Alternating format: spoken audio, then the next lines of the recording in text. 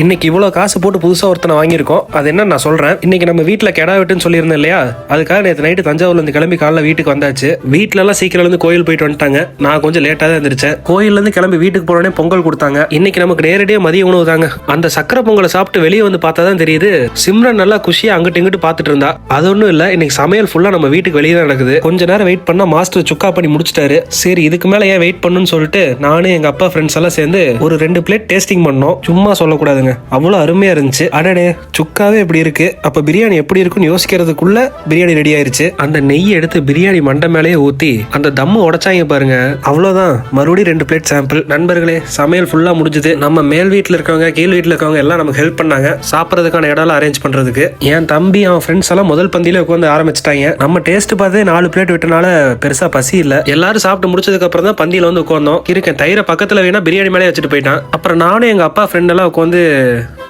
முக்கியமான விஷயம்லாம் ஒன்றும் இல்லை, சும்மா ஏதோ ஒன்று பேசிகிட்டு இருந்தோம். அது என்னன்னு மறந்துட்டேன். உள்ளே வந்து பார்த்தா ஒரு சாரீ பிஸ்னஸ் போயிட்டு இருந்துச்சு. அம்மா ஃப்ரெண்டு புதுசாக தொடங்கியிருக்காங்க. இன்னைக்கு நம்ம கோயம்புத்தூர் கிளம்பணும். நானும் கிளம்பிட்டேன். இப்போ நம்ம உடுமலை டு பொள்ளாச்சி ரோட்டில் ஒரு புதுசாக ஒரு டோல் ஓப்பன் பண்ணியிருக்காங்க. வீட்டுக்கு போகும்போது வரும்போதெல்லாம் இவனுக்கு 150 ரூபா கட்ட வேண்டியதாக இருக்குது. ஸ்டார்டிங்கில் சொல்லியிருந்தேன் இல்லையா புதுசாக ஒருத்தனை வாங்கியிருக்கோன்னு, அது இவன் தான்.